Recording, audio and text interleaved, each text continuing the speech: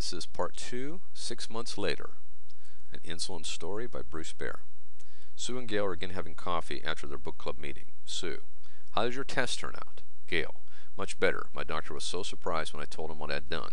My triglycerides were great, my HDL was up, and my LDL, I always called it bad cholesterol, was higher than he wanted, but I got him to do an ApoB test, and it was very low, so I don't need any medication.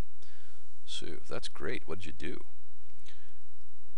I do only one hard aerobic workout a week now. The other 4 days I do slow aerobic activity or a circuit of various types of muscle building activity. My trainer paired the exercises for me, so I choose pairs for upper or lower body that keep my extensor and flexor muscles balanced. I now eat a diet higher in fat and lower in high glycemic load foods. I snack before I go to the gym. The long interval and high intensity exercise surge my cortisol and adrenaline, but that made my sugar spike and my insulin was storing it. When those hormones disappeared from my bloodstream, I fell flat about 10 every morning, but no more. I don't get up at night either since I quit carbohydrate loading late. And now eat low glycemic load foods, that is low carbohydrate, only, and more fat too. I do keep my calories down, but now I can estimate how much I need each day, and that removes the guilt of eating. Sue: you look like you've lost weight. Only about 10 pounds. I'm much leaner though, and I can fit into some of my clothes I had before menopause.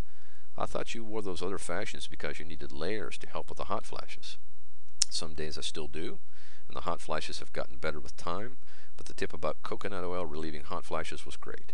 I understand, though, that I will convert some of the testosterone I produce into the hormone estradiol, and that helps also. It happens better when I'm at a lower body fat percentage.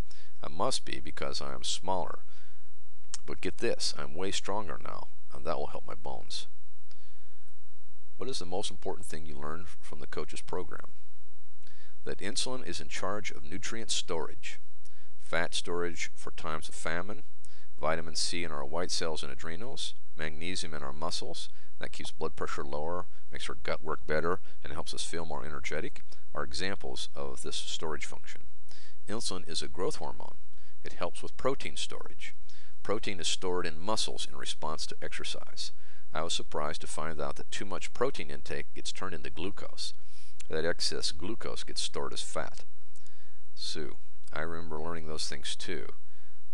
Now that you remind me, I never really cared why. Just what do I do to look good and be healthy too? I like the coach's rules for health. Eat just enough, but keep carbs low and eat more good fat. Don't be afraid not to eat if you aren't hungry. Exercise easy and slow for long periods, and exercise the muscles fast and hard for very short periods.